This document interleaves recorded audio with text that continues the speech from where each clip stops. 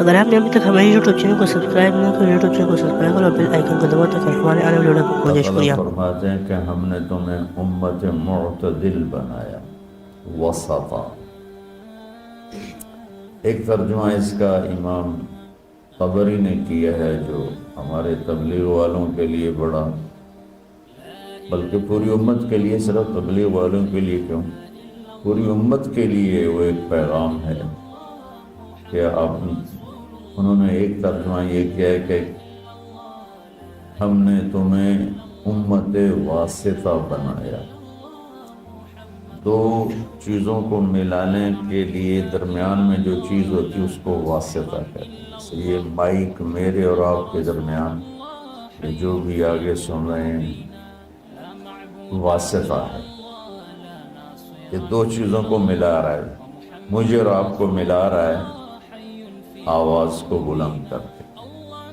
تو امام طبری نے اس کا ترجمہ، ایک ترجمہ یہ کیا ہے، یہ بھی کیا ہے امت معتدل بنایا ہے. یہ تو تمام مفسرین نے اس کا یہ ترجمہ کیا.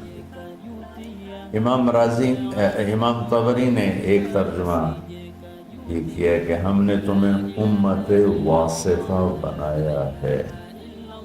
جیسے پہلے انبیاء آتے تھے اور وہ واسطہ ہوتے تھے اللہ اور بندوں کے درمیان، کہ لوگ اللہ کو نہیں جانتے تو ایک نبی آتا ہے، رسول آتا ہے، وہ لوگوں کو اللہ کا تعارف کرواتا ہے اور اللہ سے ان کو ملا دیتا ہے، اللہ کے سامنے انہیں جھکا دیتا ہے اور انہیں صراط مستقیم پہ کھڑا کر دیتا ہے. اب ہمارے نبی پاک صلی اللہ علیہ وسلم کے بعد کوئی نبی نہیں آئے گا، تو لہٰذا اے امت محمد اب تم واسطہ ہو. ہمارے ذمے ہے جو تبلیغ والے کر رہے ہیں، ہمارے ذمے ہے کہ ہم اب اللہ کے پیغام کو لوگوں تک پہنچائیں اور ہم واسطہ بنیں بندوں اور بندوں کے رب کے درمیان. یہ بہت خوبصورت ترجمہ ہے. جتنی تفسیریں میں نے دیکھی اس میں مجھے سوائے طبری کے اور کہیں نہیں ملا، اور آپ کے شاید علم میں ہوگا کہ طبری پہلی تفسیر ہے جو امت میں لکھی گئی، ابن جریر طبری رحمۃ اللہ علیہ. تو اللہ تعالیٰ نے ہمیں امت واسطہ بنایا ہے. کوئی تبلیغ میں نہیں جا رہا یا جا رہا ہے، امت ہے تو ہم امت واسطہ ہیں. نماز سب پہ فرض ہے، بہت تھوڑے سے لوگ پڑھتے ہیں، تو جو نہیں پڑھتے ان کی معافی تو کوئی نہیں. زکوٰۃ بہت تھوڑے لوگ دیتے ہیں، جو نہیں دیتے ان کو معاف تو نہیں.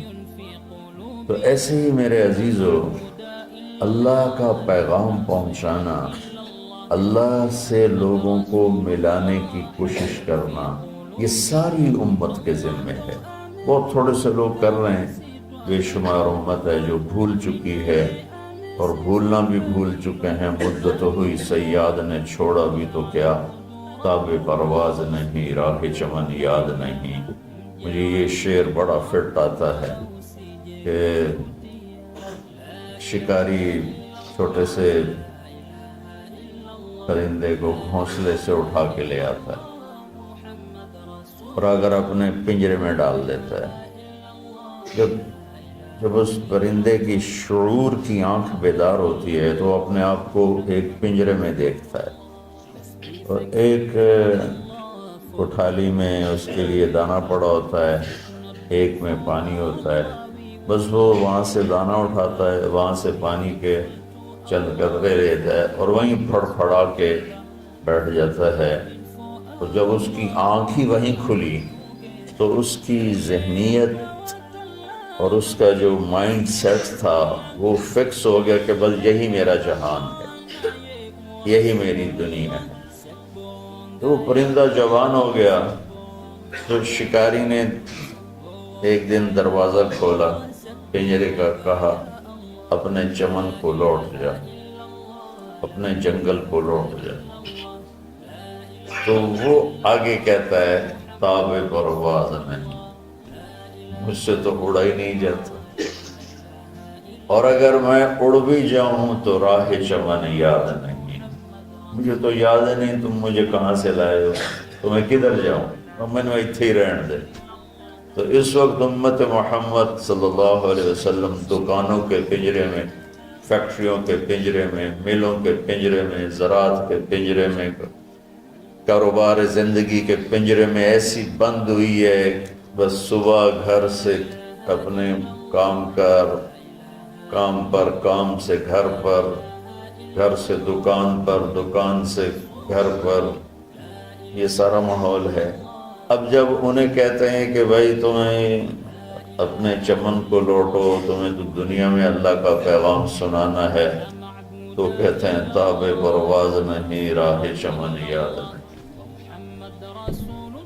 تو